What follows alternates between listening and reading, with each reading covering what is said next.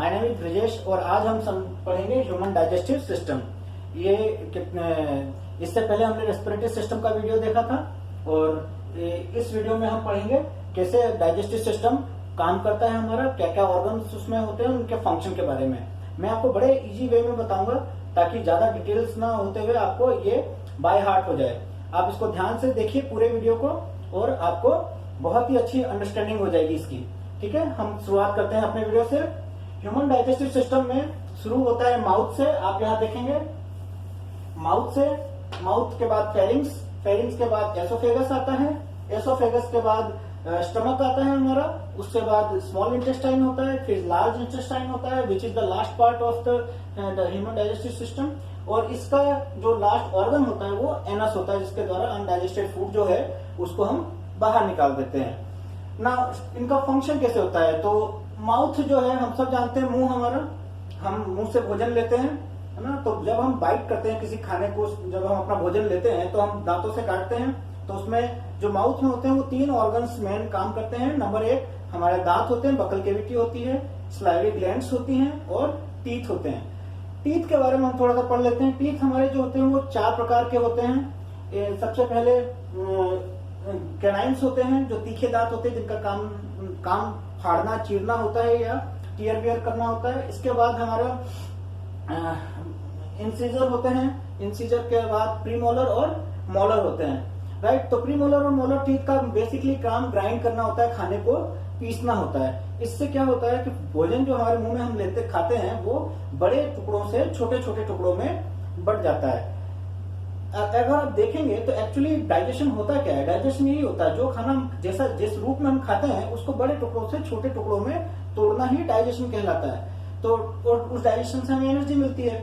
तो दांत हमारा मेन वही काम करता है। जब हमारी बकल केविटी इसको चबाने का काम कर रही होती है तो उनके नीचे होता है हमारा सलाइवरी ग्लैंड्स, जिससे निकलता है सलाइवा, जो हमारे भोजन को लुब्धी बनाने में या उसको थोड़ा लुब्रिकेंट करने में काम आता है, उन्हें चिकना बना देता है थोड़ा सा। और उसके अंदर होता है सलाइवा एंजाइम, जो खाने को स्लाइटली डाइजेस्ट करता है। इसके बाद हमारे आता है क्या कहते हैं टंग। टंग हमारे फूड को मुंह में पूरे चारों तरफ से उसको सर्कुलेट करता है ताकि वो प्रॉपर च्यू हो जाए और खाना जिस रूप से हम खा रहे हैं उसको हम स्मॉल पार्टिकल्स में तोड़ पाए। अब इसके बाद आता है फेरिंग्स। खाना जो होता है वो हमारे फेरिंग्स के तरफ जाता है। फेरिंग्स जो होती है वो ऐसा अंग होता है जिसका मेन काम होता है कि विंड पाइप और फूड पाइप पे सेपरेशन रखे। फूड पाइप में जो हम खाना खा रहे हैं तो उसका कोई कण विंड पाइप में ना जा पाए। विंड पाइप में कभी कभी आपने सुना होगा जब हम खाना खाते हैं और कुछ उसका पोर्शन खा जाता है तो कोई जो छोटा मोटा फूड कण होता है वो हमारे विंड पाइप में चला जाता है, जिसके कारण हमें हिचकी आती है। तो मेन इसका फेरिंग का काम यही होता है कि वो खाने को एसोफेगस के थ्रू स्टमक में पहुंचा दे। एसोफेगस ये हमारे यहाँ से स्टार्ट होता है, फिर उसका मेन काम होता है माउथ, जिसमें जो खाना दांतों से जो चबाया गया है उस खाने को माउथ से लेके और स्टमक तक पहुंचा दे।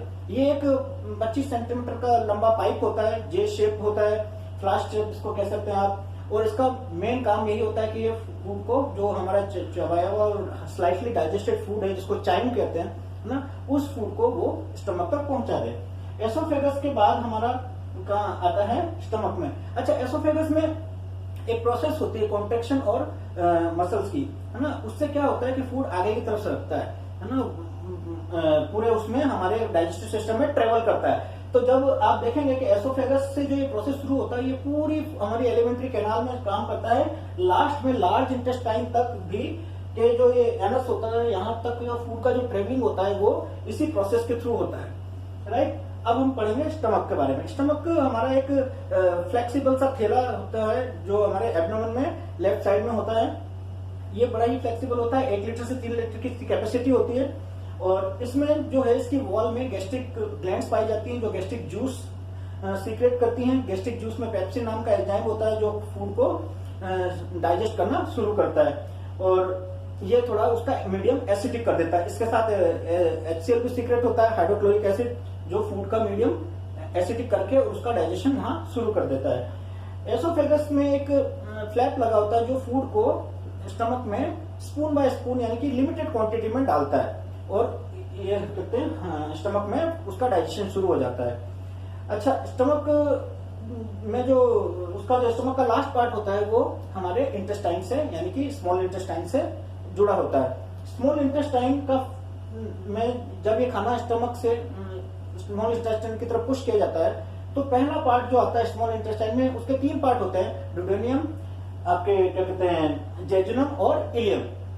तो ड्यूडेनियम का जो पार्ट होता है वहां पे इसका ये स्मॉल इंटेस्टाइन का सबसे छोटा पार्ट होता है और आप अगर देखेंगे तो इसमें जो है स्टमक से पुश किया हुआ खाना आता है और यहाँ पे मेन काम जो होता है इसका केमिकल बॉन्ड चेंज होता है, केमिकल चेंज होता है इसका फॉर्मेशन और खाना डाइजेस्ट होना शुरू होता है। स्मॉल इंटेस्टाइन जो होती है वो करीब 7 मीटर लंबी होती है, 2.5 मीटर का डायमीटर होता है और नाम इसका स्मॉल इंटेस्टाइन होता है, बट ये एक्चुअली 7 मीटर लॉन्ग होती है ना। तो ये अगर हम देखें तो एलिमेंट्री कैनाल का सबसे लंबा हिस्सा स्मॉल इंटेस्टाइन होता है, जिसको 3 पार्ट में हमने डिवाइड किया है और हम ड्यूडेनम का पढ़ रहे हैं। तो ड्यूडेनम का मेन काम केमिकल फॉर्मेशन चेंज करना होता है फूड का। अब आता है जेजुनम। जेजुनम इसका मेन पार्ट होता है, नेक्स्ट जो आगे से ड्यूडेनम से जुड़ा होता है और इसका लास्ट पार्ट इलियम से जुड़ा होता है। इसमें 80% ऑफ डाइजेशन जो होता है हमारे स्टमक का या हमारे उसका डाइजेशन सिस्टम का, वो जो होता है वो इसमें कहते हैं जेजुनम में होता है। यहाँ पे आपका जो डाइजेस्टिव फूड होता है उसका जूस का डाइजेशन होता है। उसके बाद आता है इलियम। इलियम में जो विटामिन और कहते हैं जो बाकी का रेस्ट ऑफ फूड है वो जो यहाँ जेजुनम में डाइजेस्ट नहीं हो पाता है वो इलियम में उसका डाइजेशन होता है। ये इसका फर्स्ट पार्ट जो होता है वो जेजुनम से जुड़ा होता है और जो लास्ट पार्ट होता है वो आगे इसका कहते हैं लार्ज इंटेस्टाइन से जुड़ा होता है, राइट। तो इस प्रकार जो मेजोरिटी ऑफ डाइजेशन है वो कहाँ होता है, वो होता है स्मॉल इंटेस्टाइन में। अब आता है हमारा लास्ट पार्ट इसका, वो होता है लार्ज इंटेस्टाइन। लार्ज इंटेस्टाइन में को 3 पार्ट में डिवाइड किया गया है। नंबर 1 रेक्टम, नंबर 2 उसका कोलोन और एनस ना। रेक्टम जो है इसमें क्या होता है, जो आपका स्मॉल इंटेस्टाइन में अनडाइजेस्टेड फूड होता है उसको रेक्टम में भेजा जाता है। रेक्टम में उसमें से पानी और बाकी का जो रिक्वायर्ड न्यूट्रिशन होता है उसको एब्जॉर्ब करके और आगे की तरफ पुश कर दिया जाता है। अनडाइजेस्टेड फूड और उसमें से जो पानी का रिक्वायर्ड अमाउंट है उसको सबको जो भी न्यूट्रिशन वैल्यू होती है उसका एब्जॉर्प्शन के बाद जो अनडाइजेस्टेड फूड और वेस्ट मटेरियल बचता है उसको हम एनस की तरफ उसको बॉडी पुश कर देती है। रेक्टम जो होता है वो कोलोन से होता हुआ पुश कर देता है और क्या बचता है वो चला जाता है एनस में और समय आने पे एनस के थ्रू हम उसको स्टूल को पास कर देते हैं। आगे हम पढ़ेंगे डाइजेस्टिव ग्लैंड्स के बारे में। हाँ, तो अब हम जानेंगे डाइजेस्टिव ग्लैंड्स के बारे में। डाइजेस्टिव ग्लैंड्स से मेनली हम 3 ग्लैंड्स के बारे में पढ़ते हैं। सलाइवरी ग्लैंड्स, जिससे सीक्रेट होता है सलाइवा। सलाइवा में एक सलाइवरी एंजाइम होता है जो स्टार्च को डाइजेस्ट करता है पार्सली। इसके अलावा सलाइवा का जो काम होता है वो होता है फूड को जो हम मुंह में च्यू करते हैं तो फूड को एक ल्यूब्रिकेंट प्रोवाइड करना, यानी कि चिकनापन प्रोवाइड कराना, ताकि वो निगलने में आसानी हो और उसका डाइजेशन स्टार्ट हो जाए। दूसरा जो हमारा इसमें ग्लैंड आता है वो आता है आपका पैनक्रियाटिक ग्लैंड। पैनक्रियाटिक ग्लैंड से जूस सीक्रेट होता है वो होता है, आप देखेंगे पैनक्रियाटिक जूस। पैनक्रियाटिक जूस का काम होता है जो होता है वो फूड का जो मीडियम होता है उसको एल्केनाइन मीडियम में कर देता है और ये फैटी एसिड्स को स्मॉलर फैट पार्टिकल्स में कन्वर्ट करके डाइजेस्ट करने में हेल्प करते हैं। ये 2 टाइप के होते हैं, एंडोक्रेनिक और एक्सोक्रेनिक पैनक्रियाटिक ग्लैंड्स।